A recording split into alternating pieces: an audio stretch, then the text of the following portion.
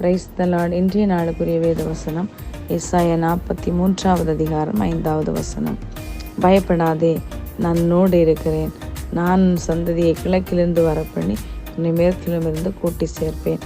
அன்புக்குரியவர்களே, இந்த அருமையான கால வேளையிலே அருமைநாதர் இயேசு கிறிஸ்துவின் இனிய நாமத்தில் உங்களை வாழ்த்துகிறேன். கர்த்தர் தந்த நல்ல வசனத்திற்காக நாம் நன்றி செலுத்துவோம். அன்புக்குரியவர்களே, எப்பொழுதும் அநேக நம்முடைய வேத புஸ்தகத்திலே அநேக வார்த்தைகளிலே கர்த்தர் பயப்படாதே, நான் உன்னை மீட்டு கொண்டேன், பயப்படாதே, நான் உன்னை தேவன், நான் உன்னை பெயர் சொல்லி அழைத்து அறிந்திருக்கிறேன், அப்படி அநேக நம்மை தேற்றுகிற வசனங்களை நம்முடைய வேத புத்தகத்திலே பார்க்க முடியும். காரணம், கர்த்தருக்கு தெரியும், கர்த்தர் படைத்த அவர் உருவாக்கின ஜனங்கள் எவ்வளவு தளர்ந்து போகக்கூடியவர்கள் தெரிந்தபடினாலே அவங்க பயத்தோடு வாழ்வாங்கன்னு நான் உங்க கூட இருக்கேன்னு சொல்லிட்டு தைரியப்படுத்துவதற்காக நம்மோடு பேசுகிற ஒரு வசனம். இந்த நேரத்தில் நம்ம அந்த வசனத்தில் சொல்லப்படுது, அது எப்படி ஆண்டவர் நம்மை பயப்படாமல் இருக்க சொல்லுகிறார். நாம் அவர் நம்மோடு கூட இருக்க நாம் எப்படி உணர முடியும்? நீ தண்ணீர்களை கடக்கும்போது நான் உன்னோடு இருப்பேன். ஒருவேளை தண்ணீரை போன்ற மறைந்து போகின்ற மூழ்கடிக்க நினைக்கிற சில விஷயங்களாக இருக்கலாம். இதோடு முடிந்து விட்டதென்று நீங்கள் ஒருவேளை எழுதி வைத்து விட்டு இருக்கலாம்.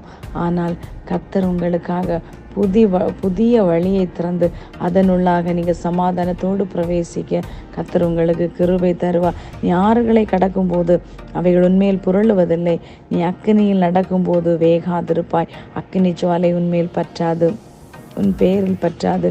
அன்புக்குறிகளை பாருங்க, அக்கினியில் ஆறுகளை கடக்கும்போது ஒருவேளை யோர்தானினுடைய ஒரு பெரிய கலங்கி மறைகிற விஷயமாய் இருக்கலாம்.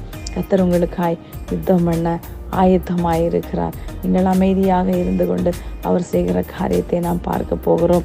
அதுபோல அக்னியை போன்ற ஒருவேளை தீச்சூளையிலிட்டு இனி கருகி விடுவேன், இனி இதற்கு மேலாக ஜீவிதம் இல்லை என்று நினைத்து கலங்கி கொண்டிருக்கிற அருமையான தேவனுடைய பிள்ளையே, கர்த்தர் உங்களுக்காக நீங்கள் அக்கினி சூளையில் போடப்பட்டால் மாத்திரமே நாம் திளங்குகிற பொன்னாய் விளங்க முடியும்.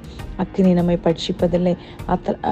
நம்முடைய தானியேலிலே சொல்லப்பட்டிருக்க தானியேல், சாத்ராக், மேஷாக், ஆபேத்நேகோ ராஜாவுடைய கட்டளையின்படி அவர்கள் 3 பேரையும் அக்கினியிலே இட்டார்கள். 4ஆமனாய் நம்முடைய கர்த்தர் அந்த தணலாய் தாங்கும் தணலாய் இறங்கினபடியால் அவர்கள் ஒரு சேதமும் இல்லாதபடி வெளியே வந்தது போல இந்த நாட்களே கர்த்தர் உங்களை பயப்படாதுங்க, அவர்களோடு கூட இருப்பதை உணர முடியும்.